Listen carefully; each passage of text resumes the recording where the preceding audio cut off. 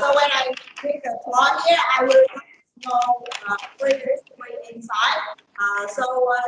The two of you will need to choose which one we choose this plot. Raise your hand. One of two. Choose this one. Yeah. Okay. It went out so fast. Right? Okay, first, okay. Here disagree. Okay. So if you will be disagree, it means no. I'll be disagree. Okay. And Trung, you will be agree. Okay. Agree will present first. Oh. Okay. Then can I ask this? Like, we gotta choose like disagree or agree. Like we got a chance to choose or what? Dude, Like, you can't choose. You have to go with the judges go. Okay. No, agree is mean yes. That means you agree with the statement. Do you want to switch? Yeah. So Trung, you will be money can buy happiness, and and give you will be money cannot buy happiness. Okay. Okay. All right. You will have 2 minutes to prepare.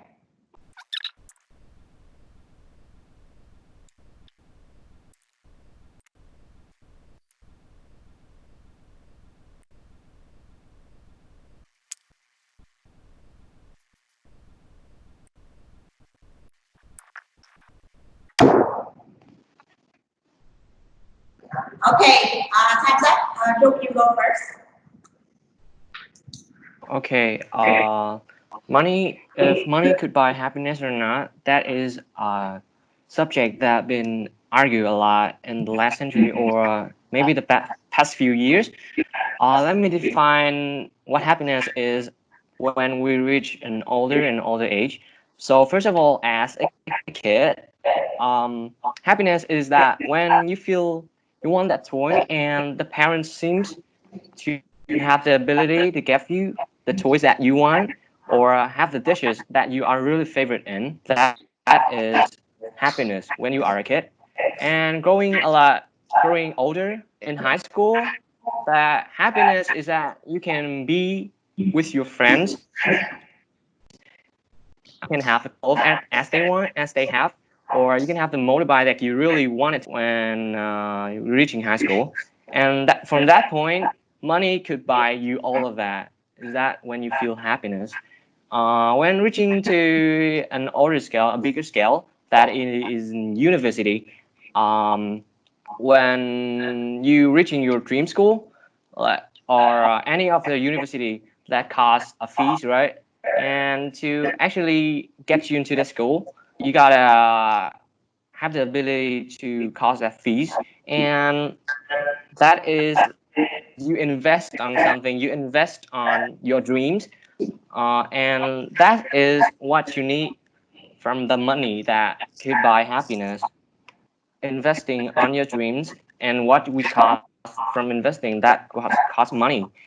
And from where we are growing older, when we get a job, that is happiness is when you have high salary, so you can handle your little family and give your child what they want, what they really dreamed of, and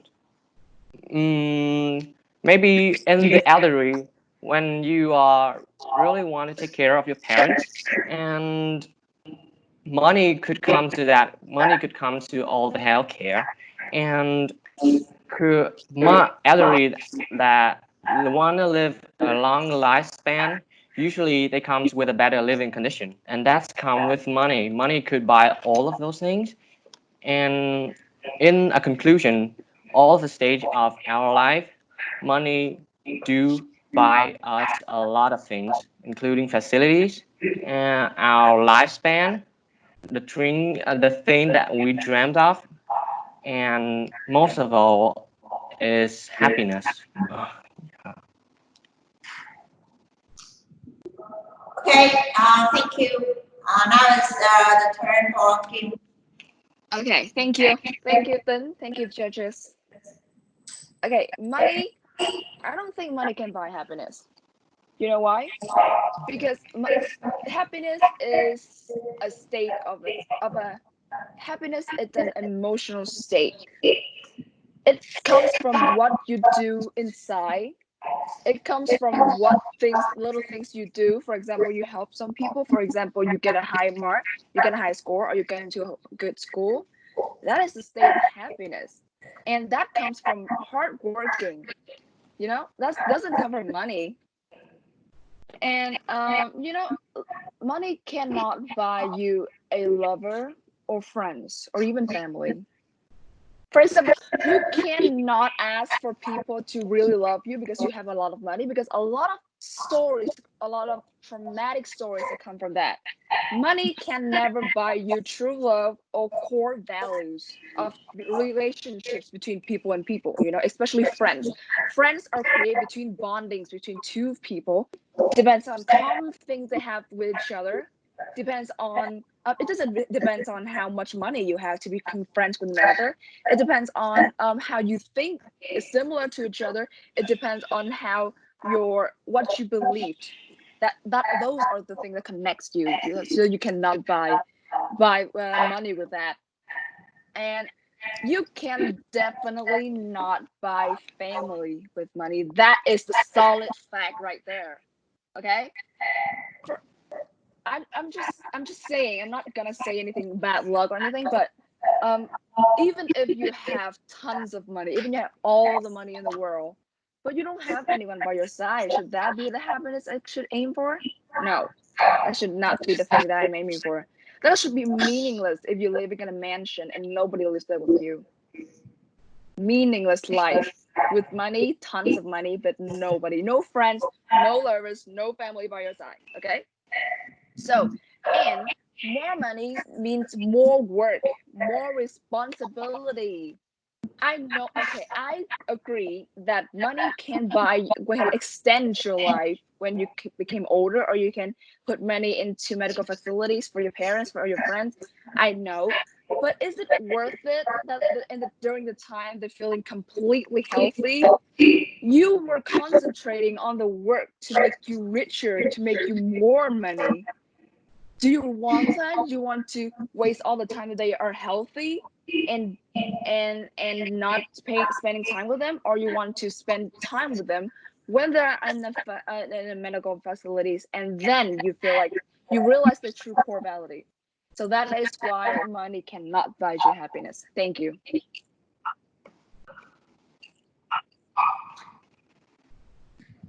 Okay, Joe, it's your final turn. Okay. First of all, that you mentioned about school Mm-hmm. and all the thing that relates to friendship. Right, but many can like balance all the happiness that you got. Like as friend, you choose like playing along with each other without like having any money or having any some of the thing that can pay for your like favorites or something like that. Like we love it's this is a decade. This is a city where we live in a fast pace, and the really thing that we need now is money. And the two lovers, yeah, I can say that you can fall in love with somebody by not see that they are having a wage of money or something like that. But to keep that happiness, to keep that little family that you may have later, you gotta have that money. You gotta have that financial things that may have you afterwards. And I think that's the value of the money. And that this is a thing that I don't agree with myself much, but this is a currency that appears that is family value. You and I, we have a discrepancy in our family value and family value. And if and does money can buy that? I don't think much, but like if you live in a better condition, better family, they could teach you more than you living with a little family. I don't think that poor family can relate to it. Can be mentioned in this, but yeah, when you live in a better condition with a better educational condition, education condition, you may learn a lot of better things from not be participating in any school or having any educational things. And I think that's a family value that money could not buy all of that, but it's relate a lot to money that could actually get to the point that you and I have a discrepancy in the family value. And that's all of my debate. Thank you. Thank you.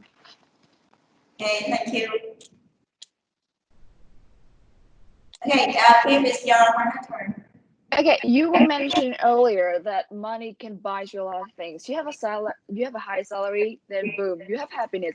If you can buy the stuff that you like, then yeah, that's happiness. But that's not the point right there. Okay. Would you rather live in a richest family in the world, but with no love from your parents, or your parents fight all the time, or would you rather live in a medium family who love each other and who share the core value, who share the same thoughts, who believe in the same thing, and then they keep working together? They might not be the richest one, but they're the happiest because the thing they're aiming for is not money. I do agree, money is important to a certain point, but that is not the main thing that the family is aiming for. They're aiming for their kids' happiness. They're creating values, they're creating happiness, and they are defining the meaning of happiness in their children's mind.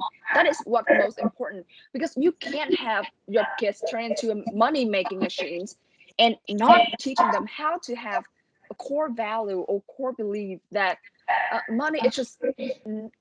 I feel like money should not be put as a top priority thing for your kids, because it is really dangerous if you put money on top of everything. For example, okay, I work as an interpreter, so if I made my salary the top priority, then I would be translating something even irrelevant from what my client say to the Vietnamese client, right? That is because I do not put the money factor on priority. That's the one right there. You have to have a sense of humanity in what you do, not just about money. And money does not buy you happiness if you translate the wrong thing to your Vietnamese client who do not understand English that much. That is inhumane. That is the baddest thing ever. So happiness is something that I feel like you cannot entirely buy by money. Happiness is something you create within. Happiness is something you do, the small thing you do every day. Happiness is something that we can all create together, where money is not the main factor. Money is one small factor of a lot of factors that make us happiness, but it should not be the thing that holding the ability to feel happy, to feel fulfilled, and to feel sympathy. So yeah, in conclusion, money cannot buy happiness, period. Thank you. Wow. Okay, please give us 2 minutes to discuss, then we will back to you. Okay? Okay, thank you, judges.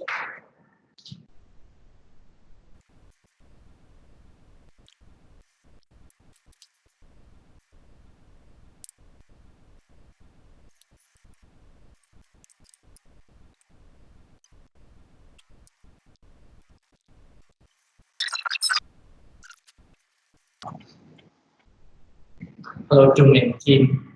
Well, that is the first thing we have to say about your debate. Right? Most of you did very good jobs. First of all, I'd like to talk about Jung's presentation. The first thing we have to acknowledge is that you are in quite a difficult situation because you have to be against this topic. Right? So it is hard for you to find the ideas that will kind of like potentially persuade people. So it's a real challenge for you. but you did a very good job. We can see the amount of effort you put in your presentation and the depth of your ideas as well. And for Kim, it is obvious that you have very good presentation skill, and and also your language proficiency as well. It seems like you speak very good English, just like a native speaker, with the kind of accent expected from a native speaker. And you can see that you can see that kind of thing from my Kim, right, Trung? So it is quite hard for us to make a decision between both of you, but in terms of debate skill, my Kim seems to be more outstanding. So we have to say sorry to Trung that you cannot go further. But It's okay. we have, but we can also have a concession. We also have a concession. So among the candidates who participated in this competition, we also have some kind of concession, and you can wait and see because you have huge potential. So just wait for our further announcement. We will probably invite you to join the next round. So you have to wait and see. It is not our decision yet, but you have to wait and see because we have to look at the other candidates as well. But congratulations, Kim, and thank you very much, Trung. Okay.